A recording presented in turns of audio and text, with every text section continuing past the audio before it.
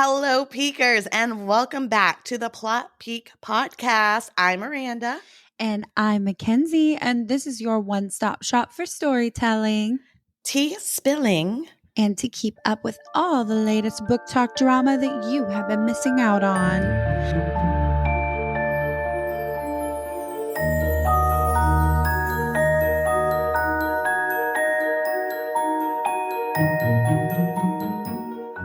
Bitches. Slay. Any life updates?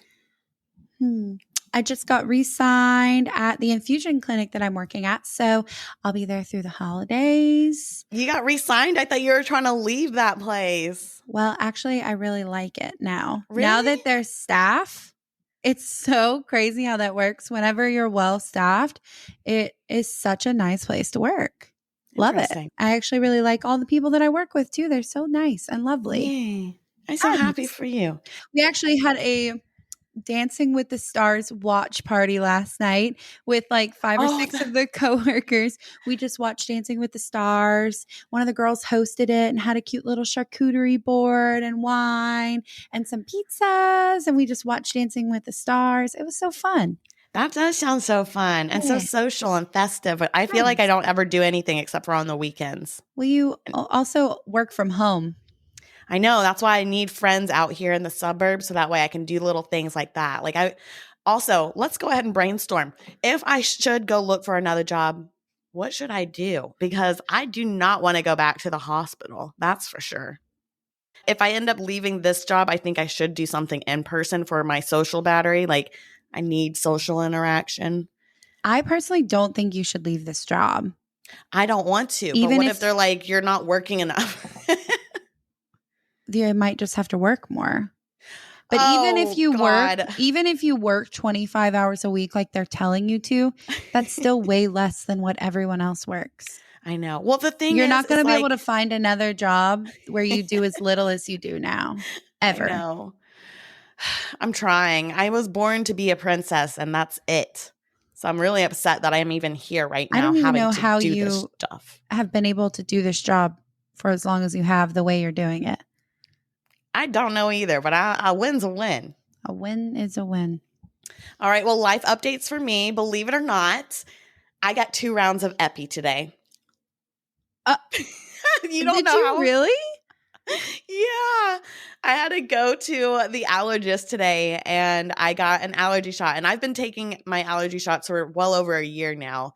And they gave me the shot today and it hurt a little bit more than usual. And then I go back out into the waiting area and I'm like, got a little tickle in my throat. And I'm thinking it's because I had COVID last week. So I'm like, maybe it's just coming up a little bit. I don't know, but I hadn't had any coughs for a couple days. Anyways, cough gets a lot worse, a lot stronger. I'm starting to get really hot and itchy. And then I'm like, something could be going amiss. And I go and I look into the bathroom. My face is red. My throat is red. There's a rash going down both of my arms. This arm is super swelled up. I don't know if you can see the swelling anymore. It's gone down a lot. I can see it. Yeah. And they're like, go lay down right there. Lay down. They got the epi. They gave it to me. I was wheezing. Like They gave you 2 rounds of epi? It wasn't like, I don't think it was a big amount. It was like 0.3. Yeah, it was a very, very small amount. It's like 0.115 or something like that. But still, anyway. I mean, I was kind of scared because I had never had to take epi before, but my throat was like closed up. I was for real wheezing and hot. And then the epi made me like super shaky. And I think that's another reason why I might be anxious. That could be. Wait, did you have to stay for a little bit? Were they just like, oh, okay, all right, bye? No, I had to stay there for like an hour and a half. It was so annoying. I was just like, can I go home now? I was like, I'm feeling better. I could talk. I am good. I think I can go home. I'm fine. When we have to give people epi and infusion, we force them to go to the hospital. I know. I was telling them, I was like, you're not going to make me go to the ER, are you? And they're like, no. And I was like, good. Because I was starting to improve a little bit. Well, they must know. I wonder if that is like standard protocol. Like they're like, oh, it's just going to be an initial reaction and then they'll go home and it'll be fine. Maybe. I don't know. Or you're going to croak here on the podcast. Yeah, that's what they said. Because I also have a unique symptom where my allergy shots, usually they don't even react until like 8 hours later or a day later.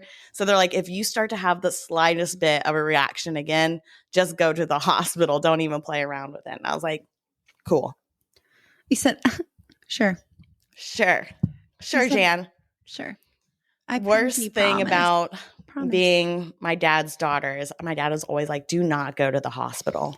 Yeah, it's If you for can the avoid best. it, try not to. It's But for the best. also, when it comes to allergic reactions, you really should go to the hospital. So sorry for the bad advice. Let's get into this story time. All right, so we want to remind you guys that this episode will be covering Sarah J. Maas's Queen of Shadows, chapters 11 through 20. So if you're new around here, this is your warning. We will be storytelling and recapping everything that's happened up to and through these chapters. So if you have not read and you do not want these spoilers, this is your warning. Before we jump into the story time, let's do a quick recap of everything that's happened so far. Aelin has returned to Rifthold with her main goal being to get the family heirloom that she believes is one of the 3 word keys from Erebin. They make a deal to help save Aiden from the royal dungeons, and Aelin is supposed to capture a Valg guard for Erebin to experiment on in return. We find Chaol and his friend with benefits, Nesserin, are leaders of a section of the rebellion group with the priority to save the people being sent to execution by the king and saving Dorian. Dorian is fighting demons, literally, as he has been possessed by a Valg prince via his wordstone collar, and Aelin tells Chaol that Dorian is likely too far gone for saving, and the best thing to do right now would probably be to kill him. That Chaol's not ready to face this truth quite yet, and he doesn't trust Aelin the way he trusted Selena. And then Manon and her 13 are in Morath with Duke Parrington, and they hate him. They think that he's stupid and shady, and they are under very strict orders to obey his every command. So when they complete this war, they will be able to go back home to their Western Waste territories and reclaim what's theirs. Sound about right? Sound about right. Sound about right. All right, so we're going to jump into it. We're going to set the scene. It's called the Shadow Market. And just imagine the shadow market is like, how would you describe it? Like the black market, right? Yeah. Is that how you would describe it? Yeah. But imagine it in like a Renaissance-y way. So obviously it's like little tents and carriages and rats and shady business going on down there. Illegal, illicit affairs. Illicit, illegal affairs. Yeah. Yes. So Aelin finds Chaol down there. And she had to find him because he has been avoiding her like the plague and trying to keep her out of his plans and his ideas and stuff like that. So he's over here and he's actually meeting with Brullo, who is one of the weapons masters of the Glass Castle. She sneaks in. She's like, hey, what's up? What are you guys doing? They were just talking about Dorian's party plans going down, and she wanted to tell them that if they were smart, they should be wearing red ribbons on Dorian's birthday because that is going to be the day that she is trying to save Aiden. And the thing that Chaol took away from this, he took 2 things away from this. He was like, it's interesting because at least she came here and told them that she was about to cause a huge murder scene and kill everybody. And she gave them a heads up to try to save themselves. And 2, it's so crazy that a literal queen is here in the black market or the shadow market right now. Like that is unheard of to have royalty down here themselves doing any type of exchange. And I like that. I thought that was an interesting moment to point out with Aelin being down there because she is a different kind of queen. She's like, I will do this myself and I will make sure that it gets done the way that I need it to get done.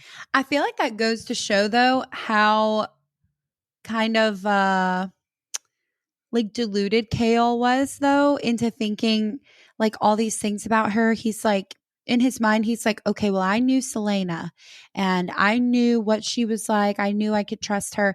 But now that she's Aelin and she's gone off for a little bit, I don't think I can trust her anymore when she's doing the same things that she was before, but she now just has a purpose. Like she never liked the king before. She never wanted to serve him before. She did all these shady things in the name of doing something good before. Now she's just doing it with an open name. And he's like, can't trust her. I feel like he's like completely deluded himself into thinking that she's this completely different person. I think he just wants somebody to blame for all of this. So he's choosing her Such to blame. An idiot. Yeah, no, he's definitely dumb right now. And that's another reason why I'm thankful for Nesrin, because she's at least calling him out and being like, Aelin's the only person you got. Like, I don't really talk about their relationship a lot in these recaps, but basically anytime Nesrin is talking to Chaol, she's like, why are you not accepting her help again? Isn't she the only person who's going to be able to give you any type of advantage over what you have right now? And he's like, can't trust her. He's like, yeah, you don't get it. You don't get it. You wouldn't understand. Literally. Widow away. So after that whole conversation, they dismiss and they part ways. Aelin goes back to Arobyn's house so they can go over the plans of the rescue mission to save Aiden. And then Arobyn, of course, is Arobyn, and he has to remind her, don't forget to get the Valg demon for me or else the deal's off and I will sabotage it.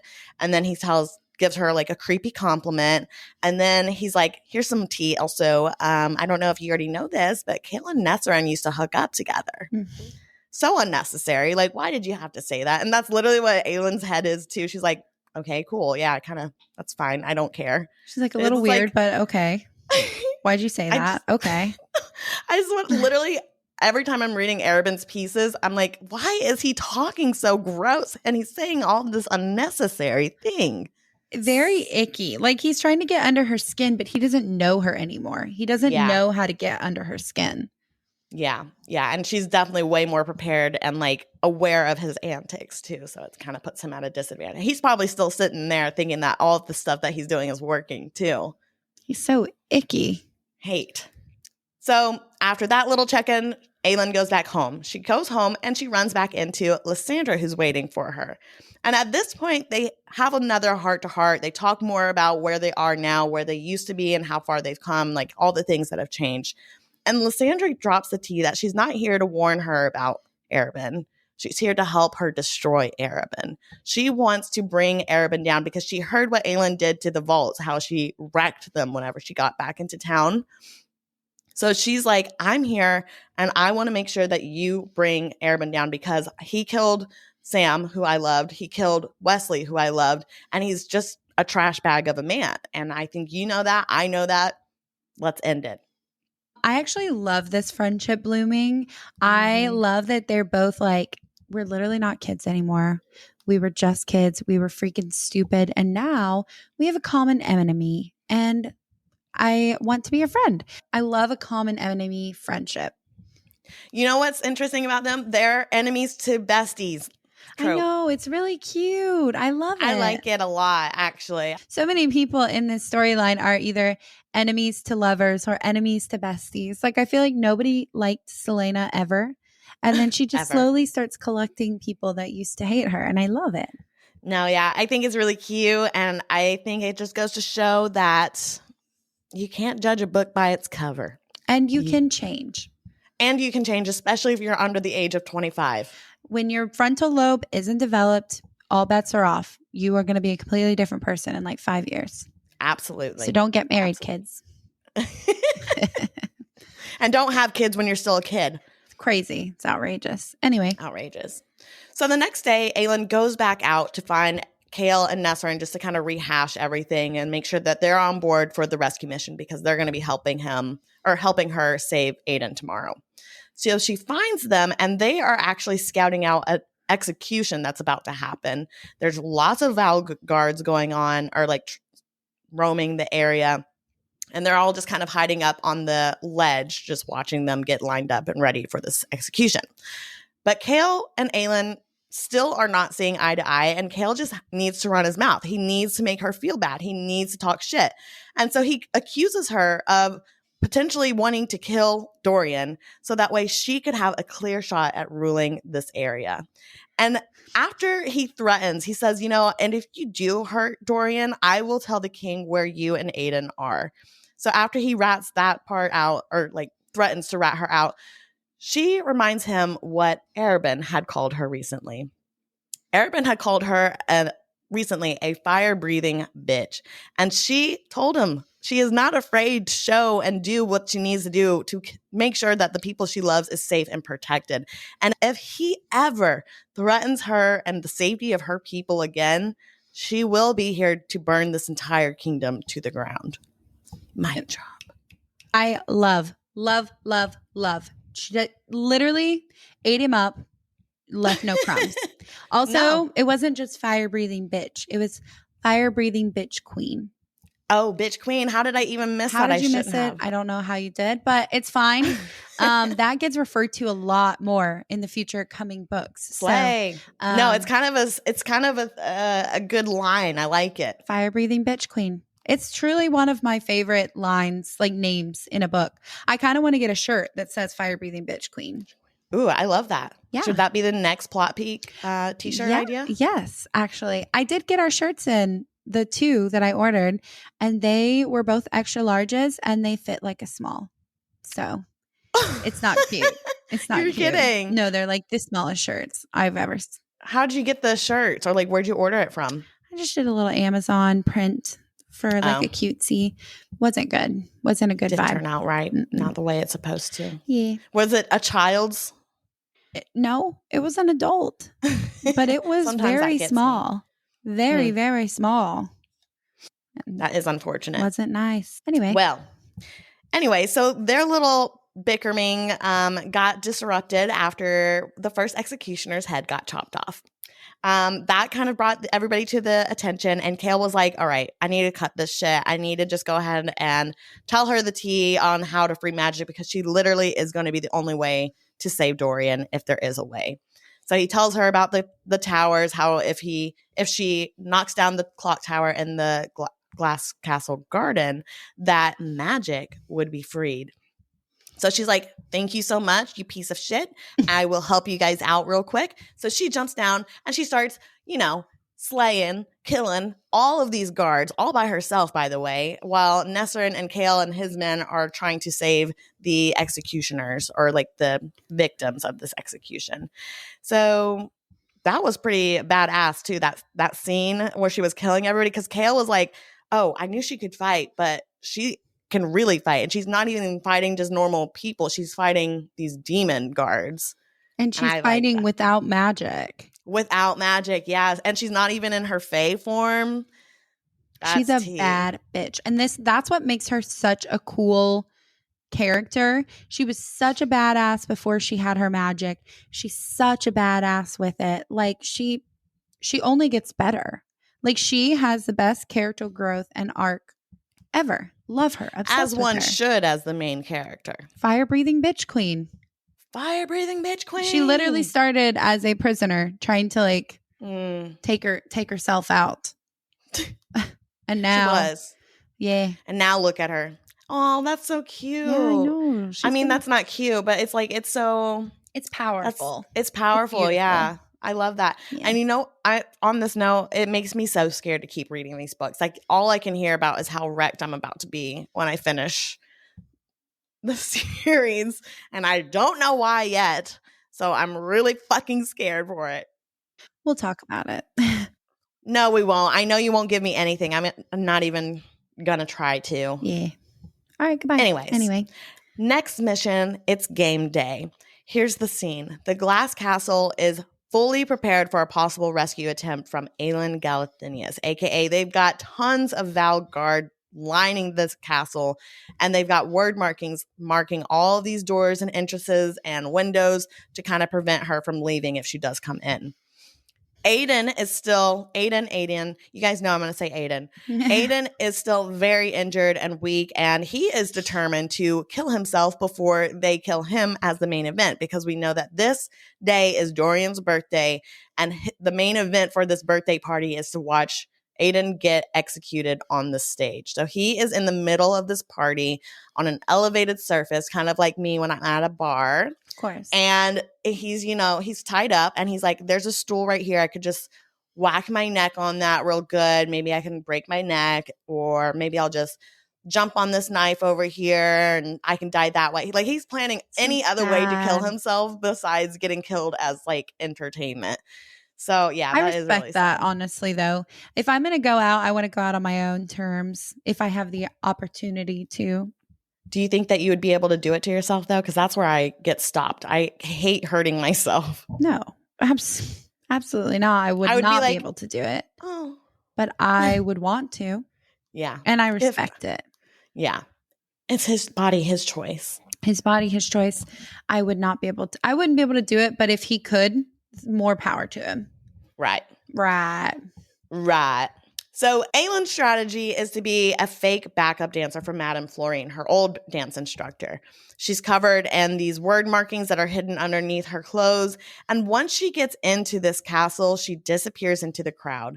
They're dancing, they're doing their performance. Nobody's really paying attention to her because she was just the backup dancer. Yeah. So she's meandering through the crowd. She goes behind a little column and she does a little outfit change. When she comes back out, she's dressed and acting under this male persona and sauntering towards Aiden and his elevated surface. Oh. By the end of their performance, the dancers shatter these glass roses that cause smoke to fill the entire room. It causes chaos to happen, and everybody's screaming, everybody's running. And this is the time that Aylin has been waiting for. She kills all the guards in front of her, jumps up onto that stand, saves Aiden, gets him out of the chains, brings him down, and she is running him out of this castle just to get stopped by 6 other guards. So you know what she had to do. She had to kill him. She had to kill him. She had to take him out, obviously. Another round. Of you course. know. Of course. So just as she's about to run some more, Dorian is speaking up behind them. And she hears them and they stop, they turn around, they look at him, and he's just kind of, talking in a creepy demonic way. And he starts attacking her because she's like standing in front of Aiden. He starts attacking her with his black magic, and she's sitting there trying to like make this word marking spell, the same spell that she used to trap that monster from the basement. And I forget which book that was. Oh, Throne of Glass. So she makes a little word to capture him if he tries to rush after her. And meanwhile, while he's attacking her, her word markings are withstanding like the blows that he's sending to her. And she's like kind of getting shaped up, but not too bad. And then she is like, Dorian, please show me that you're in there. Please tell me, give me a sign, give me something. Let me know that you're in here. And Dorian is just like, Demon Dorian is like, he's not in there. Sorry, hun. And he rushes towards them. And he gets trapped in that word spell. And this has given Aylin the perfect opportunity to end his torture. She has a knife raised and set to hit his neck when an arrow is shot and knocks the sword from her. Thanks to Nesserin. Literally, Nesserin and Chaol had this feeling that she was going to try to kill Dorian, and they were prepared for the if. And unfortunately, it did happen. They did it. Aylin is like, you guys are fucking idiots for not letting me kill him. And Demon Dorian is even like, yeah, seriously, I will 100% kill you guys on sight next time.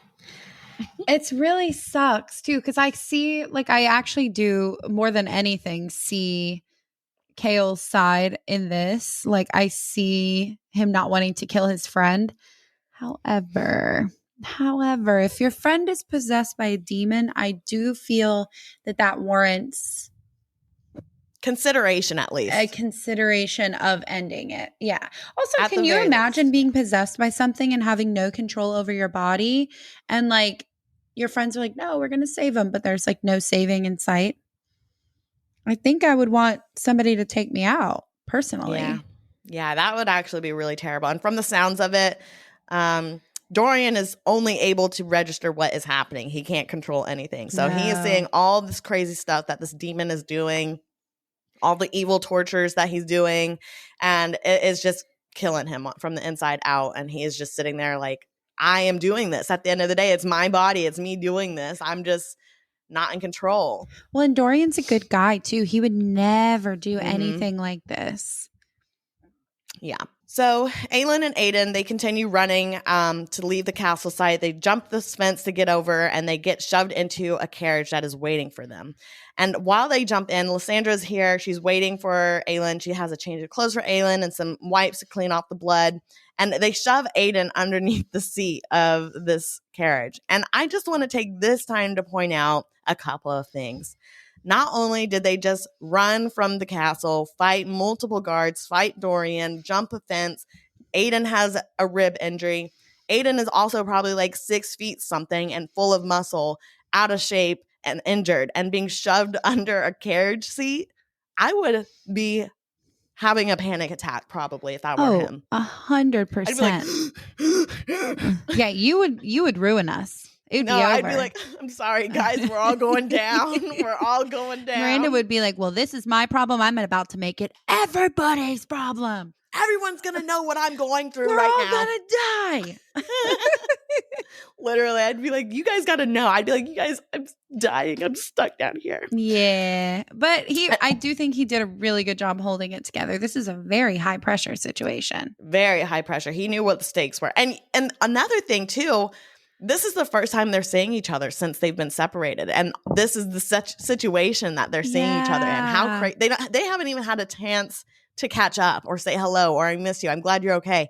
It's just straight like we got to go or we're dying. How crazy and epic. And even in Adian's POV while she's like rescuing him, I mean, she's slashing, she's slaying, she's doing her badass thing, getting him out of there. And he can't do a lot because he's so injured and he's trying to get out of there. And he says in his POV, or he thinks, he's like, God damn, like remind me to never get in a fight with her, never get on her bad side. He's like, she's like a warrior. A warrior. Yeah. Yeah. Love that. No, he sees it. I love Aiden. He is like a hype man for sure. A hype man, but also like a protective bear brother. You know what I mean? Like he's like, you go girl, but I'll let you do your thing, but please be careful. Yeah. That's how I see He's something. So obviously there's a lot of chaos going on around the city because the most treasonous prisoner just escaped by nonetheless Aelin Galathynius. So they have guards searching the streets and looking at all these carriages trying to see if they can find who's got this guy stowed away somewhere. They get stopped one time, but nothing more than some rude comments were reported from the demon guards.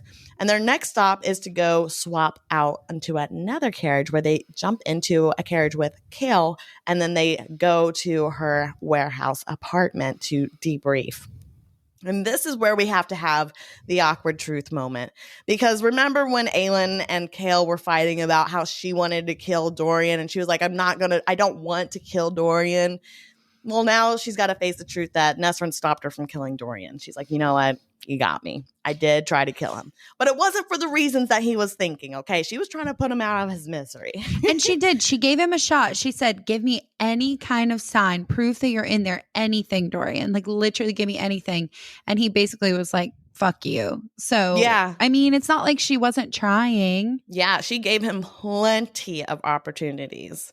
And then she tells him too, she's like, listen, and I know that I'm not your queen, but Dorian is fucking gone. So you need to decide right now if you're going to help me to save this kingdom or if you're going to stay on the side of the King of Adarlan, which is T. And while they're having this whole conversation, Lysandra is sitting over here in a corner eavesdropping from the room that she's helping Aiden recover in. And she is hearing Chaol call Selena a queen because up until this point, Lysandra still sees her as Selena. She doesn't know that she's Aelin. And so she's like, queen? And then she looks from Aiden to Aelin and she's like, oh, she's Aelin Galathynius. Everything's starting to click. And so she goes over after they have their conversation. She's like, huh. So you're a queen, are you? And then Aelin's like, oh no, please don't talk different to me. Like, I want to keep us being friends. And she basically, Lysandra just said some type of comment that gives like the general gist of, I'll still hit you or I'll call you a bitch if I want to. I don't care. I love that. And Aelin was like, lit. We're still besties.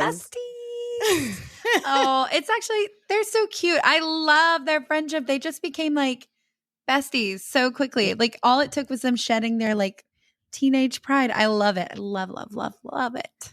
Me too. We love a little maturation story here. I love girl. It's just girlhood. Girl, do you have any friends that you used to hate and then became your friend? You. That's tea. Actually, I do know this. No, I didn't hate do. you. No, but you were disliking. Neither one of us were obsessed with each other. We didn't hate each other, though. That's how most of my friends have all developed. I've not liked most of my friends. I remember specifically in high school or middle school, my high school best friend, I met her through my old best friend, and I didn't like her at first. And then next thing I know, I'm like her best friend for 4.5 years. And I'm like, wow, that's crazy. You said that's so weird. But then we got into a big falling out. Oh. But then we both grew up and our frontal lobes developed. And now we're like, hey, girl, hope you're still doing good. XOXO. Oh, that's how I am with my like middle and like high school best. Well, mostly like elementary, middle. We were friends from the time we were like 10 on or something until like high school. And then we had a weird falling out, I think, when I went to college. And literally probably 4 or 5 years ago, we like talked about it. We were like, what were we even fighting about? And we obviously couldn't remember. And we were like, are we friends? Cool. Let's be friends. Yeah. And now we just text each other every now and then. We're like, how's it doing? Oh, that's cute. so sweet. Yeah. No, frontal lobes. Frontal lobes. Who Love knew we 'em. needed them so Love bad? 'em. Love them.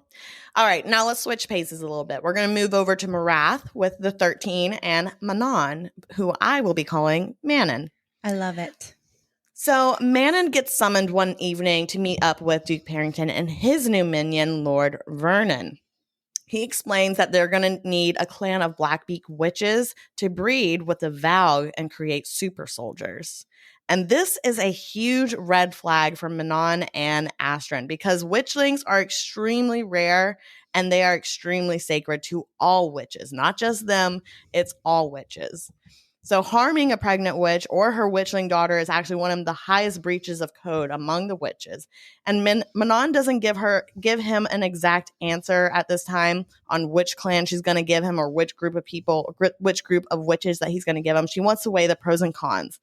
Because if she defies Parrington, that brings the risk of being skinned alive by her grandma. Of course. Of course. So as her and Astrid are walking around the castle and she's sitting here mentally debating everything, Astrid speaks up. And this is not the first time Astrid has spoken up to her recently and given her 2 cents. But Astrid speaks up and she's like, you cannot let them do this. Like, you have got to put your foot down here. Like, we cannot do this. Like, please. And that's enough of a trigger for Manon to choke her out again. And then she demotes Astrid. She says, you know what? You're no longer my second. I'm tired of hearing you talk and tell me how I'm supposed to be leading everything. So if you want to talk so much, that's great. You're going to be in the third now. So she demotes Astrid, which is something that hasn't been done in over 100 years. So like, this is shaking up everything and everyone and testing everybody's loyalties right now, I think.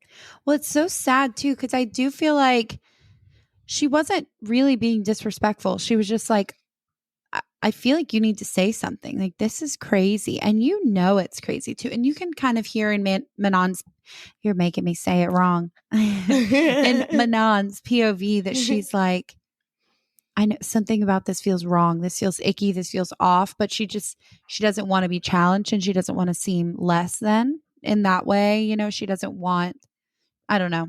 I respect Astrid for standing up.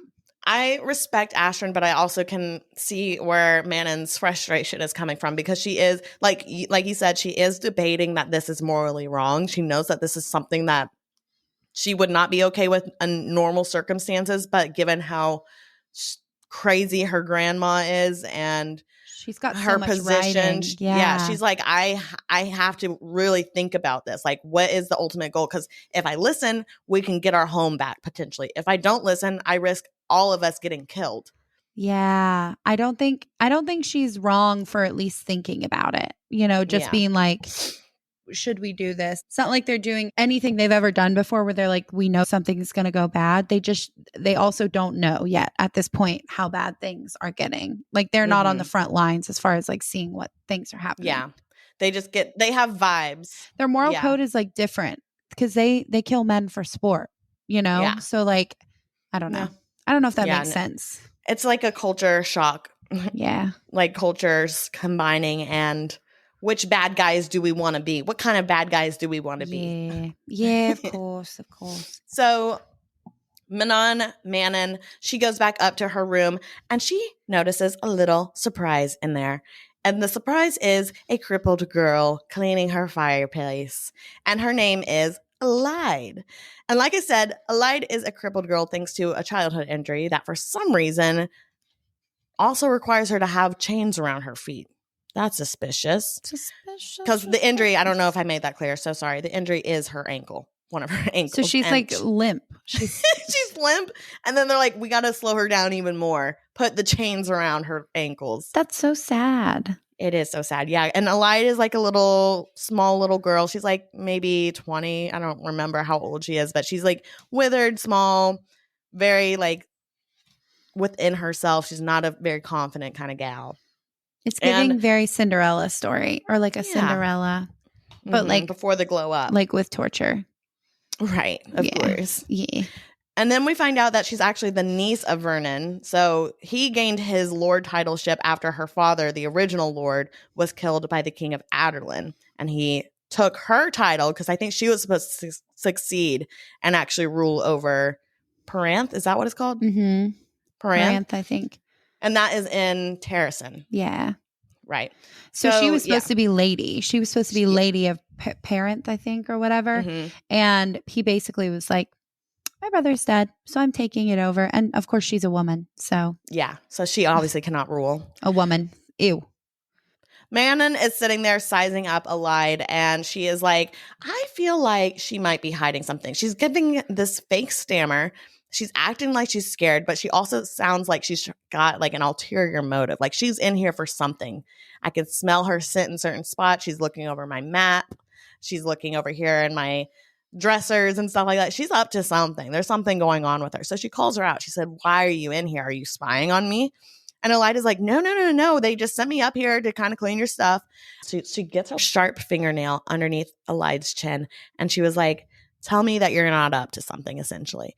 And she says, no, I swear I'm not. She slices a little bit of her skin, gets some blood on her nail, and licks it. And when she licks it, she realizes that though the blood bled red, it tasted like an iron tooth witch blood. We got a hybrid on our hands. Yeah, how is that even possible? Doesn't really go deeply into that. Yeah, I was assuming that her mom was a witch and like just hiding undercover or something like that. It does talk about her heritage and who her parents are later. Yeah.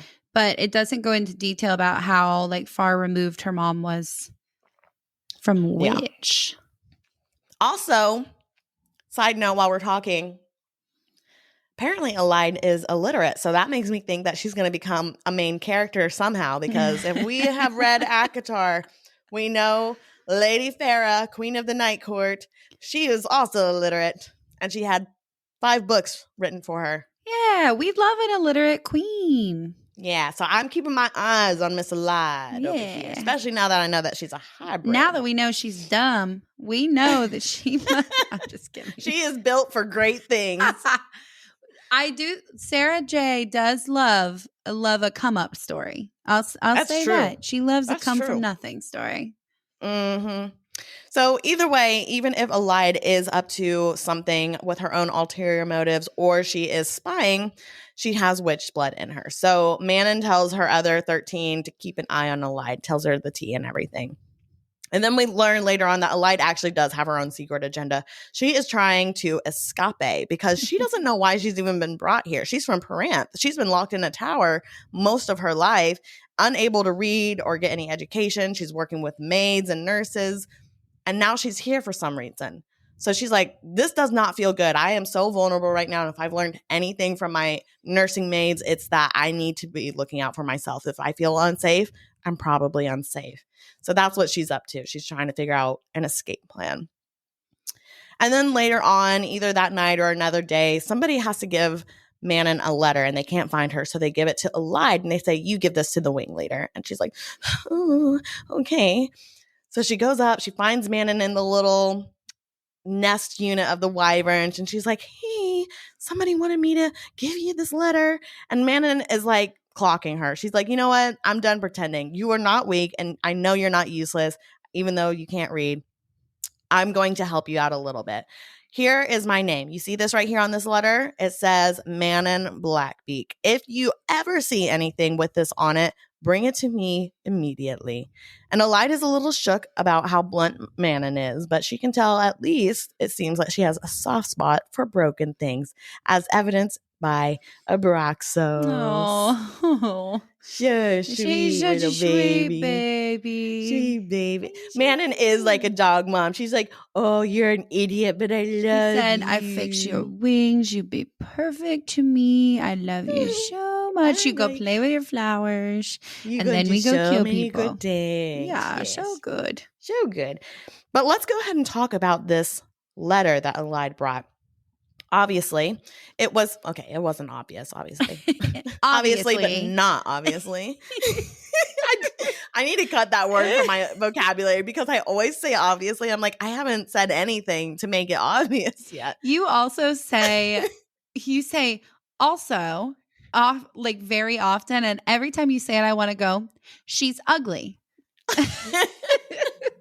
You say that so often. You go, also. Wait, no, that makes me think of the Biden meme when he's like, and by the way, have you seen that one? Nothing. Have you seen that? It's really sad. I watched that happen live, and it was really embarrassing. I was so embarrassed for him. So that's what it. I know, but that's why I'm like, you should not be our president he's for right sure now. Wearing Depends up there. Like he shouldn't be up there. No, he shouldn't be up there. And he for sure has dementia at some capacity. He's probably had a TIA or something, and that's probably why his speech is all effed up. He's so cute, though. I really like him. He just probably shouldn't be the president currently. He shouldn't be the president. But he's really cute, so sweet. He said, we only got 3 more months. You got it. 3 more months. You can do it, buddy. Okay, but anyways, so this letter was written from ours truly, dick-eating grandma. And it essentially said, we're going to be sending a few clans from the Yellow Legs and Blue Bloods to train with you guys. And if I hear that you are disobeying Duke Parrington orders or arguing with him again, I will fly down there myself and I will hang you and your 13 and your runt of a beast from your intestines. Don't come for Abraxos like that, you dumb bitch. Like, of all the your things, dick bags, okay? Keep Abraxos' name out of your fucking mouth, you whack-ass bitch. Yeah. No, that was so aggressive. And that just goes again to show why Manon is so stressed out about this situation, because her grandma is a psychopath. Like, she's like, does she even know what's going on? And is she okay with what Parrington is trying to do to the witches? And the little baby witchlings, like doing experiments. That's crazy. That is nuts. Yeah, it's absurd. So Manon goes back down. She needs to get more information about what could happen if they do decide to go through with this experiment. So she asks one of the scholars in her 13 to get more information of the dangers and risks of this breeding experiment. Long story short, this scholar tells Manon that the Valg are pure evil and they should not be trusted to be bred with them. And then the next day, the other clans come and they arrive, and a coven of Yellow Legs volunteer as tribute to be part of Duke Parrington's breeding experiment. And she tells him that, hey, I've got this new clan of witches that are willing to do this for you, but they're not the Blackbeaks. They are Yellow Legs. So he's like a little annoyed about it, but he's like, fine, I'll allow it, which raises my eyebrow because I'm like, why does it need to be a Blackbeak witch? Why do you want a Blackbeak witch so bad? And then before she leaves, she asks Duke Parrington a question that's been on her mind for a minute. And she says, why are you even trying to build more alliances here and more army troops and soldiers when you already have control of this whole continent? And he tells her, because we can, and it's time to make improvements to this world, which makes Manon realize that if they're trying to conquer the whole world, what's going to happen to them when this war is over? Are they even going to be able to go back home and reclaim their Western wastelands? And you know that they don't give a fuck about that either. Like Duke Parrington and the king, all that. could not care less. That's a manipulation tactic on their part Yeah. and they don't know that. They don't, I mean, I But guess we don't Manon is technically kind know of that either, but like. no, but Manon is starting to realize like this, if they're trying to conquer the world, when will this actually end? And if it does ever end, if they're conquering the whole world, will we even be able to claim Western Waste as our own? Mm-mm. So I think that she's at least having her third eye starting to open up a little bit to this whole situation. She's like, okay, so not just me having these bad vibes, but I'm being reaffirmed by my scholar that the Valg demons are nothing but trouble. It's very scary. And luckily, Manon is really smart too. If I've picked up anything out of all these characters, Manon picks up stuff hella quick, and she's very, very smart. Very intuitive. Mm-hmm. Love that. But yeah, that is the end of this week's plot. I think next week we're going to be going over chapters 21 through 30. Ooh. So get ready for that. We are going to get back on a schedule, guys. We know we keep saying it in the last 2 episodes, but we're remotivated. We are. We're renewed, refreshed, revived. You could say we're in our manic episodes again. We have re-entered. We're off our meds, baby.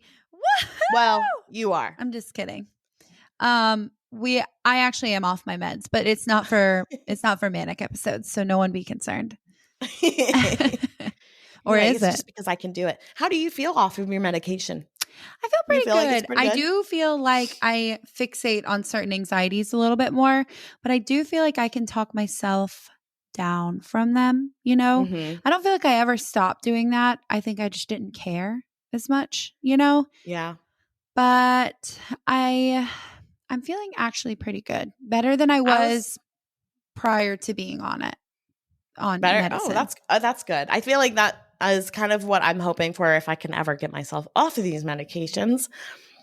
But if I do, I'm going to just kind of keep seeing how I feel over the next couple months, because I have noticed my anxiety is coming back a little bit, but it's not to the level that it was of before. Interrupting daily life and causing issues. Yeah. But if I start feeling like, I'll probably try something different, because I didn't like the way Lexapro was making me feel at the end. So what was it doing? I just felt really blah. I just felt like I didn't really care about a lot. I will say I cry every day now. It's not always sad. Sometimes it's happy. That's the Kinsey I know and love. I did used to cry very often. On Lexapro, I cried maybe once a month, maybe. Yeah. Now, I remember when you first started taking Lexapro, I remember it was working because somebody like did you wrong at some point and you were like, suck my dick. And I had never heard you say that before. Yeah. I said, who is this? Yeah. I mean, I did feel really good and confident on it. I will say that. I still feel really good and confident off of it. So now I'm hoping that I've had enough calm years to, you know, be able to work through my anxieties instead of feeling like they're eating me alive. I did remember when I had to check my bed for bed bugs like every night before I got in it. Yeah. I told my therapist that, and she was like, that sounds like some OCD, like controlling behavior. So why don't we talk more about that? That's funny. I was like, yeah, we can. I don't think that I have OCD though, but just add another mental health issue. I think OCD is actually more prevalent than we think, because I also think I have OCD in certain. That's where I get into my spirals. Is I fixate on something, and I'm like, I will not feel better about this until I have an outcome. Like I need to figure out what's going on with this right now. I don't think we talked more about this too, like in my therapy session. She was like, we talked about like triggers and stuff. And I think mine was straight anxiety based, like feeling like I had to do something, but it wasn't to the point where she would diagnose me with OCD. It wasn't like I couldn't not do it. I just felt like I had to feel comfortable, like to feel it. Interesting. It is sounding like I can OCD, but she said, I don't think it is. She asked me, I had to take a questionnaire. Oh, that's how you you raised the flag. She said, after we get off, you're going to send me this questionnaire. And I'm like, okay. All right. Meanwhile, I have to do monthly PHQ-9s and general anxiety disorder assessments with my therapist. For the depression and anxiety. Be careful. You might end up in some slippery socks. I know. Non-skid socks. They're going to say, you're not leaving your Have home. you seen those memes of them with it's literally just a picture of the yellow non-skid socks, and it's like when you got a little too honest with your therapist? I have seen that. And it does make me nervous because I do see myself talking sometimes really comfortably with my therapist. And I'm like, should I even have said that to you? Right? Sometimes I'm like, that might have been too far. When they just get real quiet and they're like, I hate that. I'm like, please say something. Right there. I was even having a really good day and was just talking about like things that I'm hyper fixated on right now. And I stopped because I finished everything that I needed to say. And the therapist, she was just like, no. And then I was like, okay, well, I don't have anything to say. So I stared back at her and I was like, oh, that makes me And then so we just did that for a minute. And I was like, okay, well, I'm nervous and I don't know what to do. Did you say that? Yeah, I was like, I don't know what you want me to do. I don't know what to say. I feel like if I was a therapist, I would probably trigger people. I'd be like, why do you feel so uncomfortable with silence? No, but that would make them be like, for me, that would be like, oh, let's get into it. Let's talk about it. I do think I would love to be a therapist if I didn't have so many mental health issues myself. No, but just like doctors are the worst patients, therapists are probably the craziest people. I know. You see your therapist on the psych ward, you're like, hey, girl, what's up? Hey, girl. Well, the tea is she's also in the lifestyle. She's my roommate. No, but she's in the lifestyle. Your therapist? Well, that's good. She should be, because if you want somebody that is like understanding of like how to talk about stuff like that, Yeah. And that's why I really like her. I think that's why I'm able to talk to her so easily. But have you guys had sex? Just kidding. No. It's been strictly professional right now. Just kidding. You're like, yeah, I met her in bed. I bet that would be a really good book.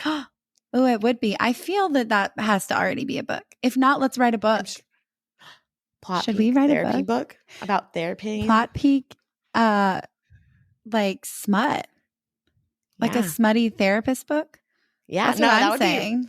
I think we could do a peek at like behind closed doors or something like that. There's already a book called that, and it's about domestic violence. Oh yeah, actually I read that and it was really good. It was good. Anyway, I think we should probably end here. Yeah. Sorry. So sorry. You can probably cut that last half out. No, it's okay. Honestly. I think they should hear. You should hear about our mental health. All right. So yeah, that's the end of this week's plot. So come back and take a peek with us next week, guys. And be sure to follow us on Instagram at Plot Peak Podcast and TikTok at plot.peak for all things Plot Peak and memes and whatever we're feeling that day. That's all. Okay. Goodbye. Bye.